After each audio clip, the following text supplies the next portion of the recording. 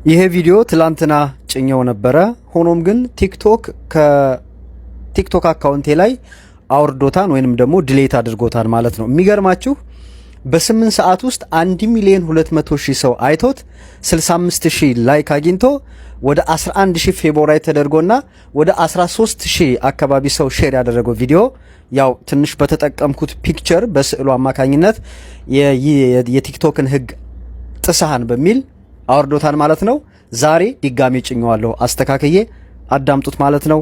መልካም ምሽት።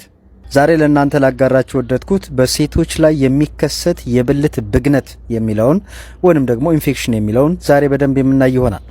የሴት ብልት ብግነት በኢንፌክሽንና በአንዳንድ ለውጦች ምክንያት የሚከሰት የጤና ችግር ሲሆን ከዚህ በመቀጠል ምልክቶቹና መንስኤውን እናያለን።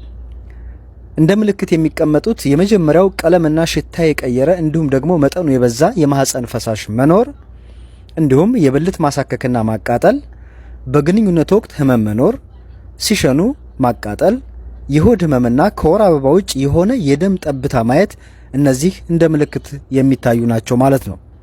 መንስኤዎቹ ምንድን ናቸው? ይሄ የሴት ብልት ብግነት ኢንፌክሽንና የምንለው መንስኤዎቹ ምን ሊሆኑ ይችላሉ? የመጀመሪያው በባክቴሪያ አማካኝነት የሚከሰት ነው። በሁለተኛ ደረጃ በፈንገስ አማካኝነት የሚከሰት ነው። እንዲሁም በሶስተኛ ደረጃ በጥገኛ ተዋሳያን አማካኝነት የሚፈጠር ነው። እንዲሁም በአለርጂ፣ የኤስትሮጅን ሆርሞን መቀነስ፣ የማረጥ እድሜ ላይ በሚሆኑበት ጊዜ ወይንም ደግሞ የእንቁላል ማምረቻ ላይ የደረሰ ጉዳት በሚኖር ሰዓት እነዚህ እንደ መንስኤ ይቀመጣሉ ማለት ነው።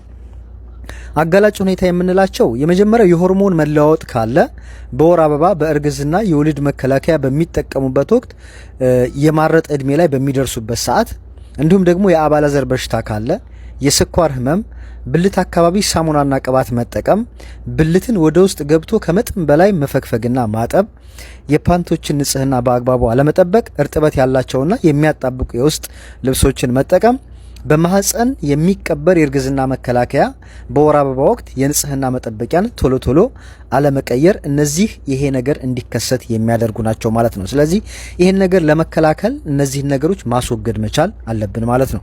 ለመሆኑ ህክምናው ምንድን ነው? በዋናነት በሴቶች ብልት ላይ የሚከሰት ኢንፌክሽን የሚታከመው በመድኃኒቶች ነው።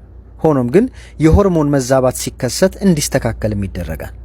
አለርጂ የሆነ ነገር ካለ ያንን መታከም ወይም ደግሞ የብልት ውጨኛው አካባቢ ላይ የማሳከክ የተለያዩ ነገሮች ካሉ እንደ አለርጂ ካለ እሱን ማከም፣ እንዲሁም ደግሞ የውስጥ ሱሪ ወይም ደግሞ ፓንት ንጽህናን በአግባቡ መጠበቅና ቶሎ ቶሎ መቀየር ያስፈልጋል ማለት ነው። እንዲሁም ደግሞ አለፍ ሲል ብናኝ ያላቸውን የሽንት ቤት ወረቀቶችን አለመጠቀም እጅግ በጣም ተመራጭ ነው። በተለይ ይሄ ሽንት ቤት ውስጥ የሚቀመጡ ብናኝ ያላቸው ሶፍቶች እነሱን በምትጠቀሙበት ጊዜ ለአለርጂ ስለሚያጋልጣችሁ ማለት ነው። እነዚህን ነገር በማስወገድ የራሳችሁን ንጹህ ፎጣ ማዘጋጀት ያስፈልጋል ማለት ነው።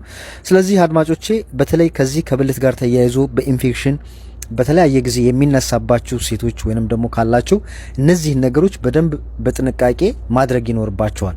እዛ አካባቢ ላይ የሆነ ትንሽ የስህተት ካለ ለባክቴሪያ ለጀርም ስለሚያጋልጥ የመራባት እድሉም ደግሞ ከፍተኛ ስለሚሆን ህመሙ በየጊዜው ሊመላለስ ይችላል። ከሁሉም በላይ ንጽህናን በስነ ስርዓት መከታተል፣ የምትጠቀሟቸውን የውስጥ ልብሶች ከጥጥ የተሰሩ ቢሆኑ ይመረጣል።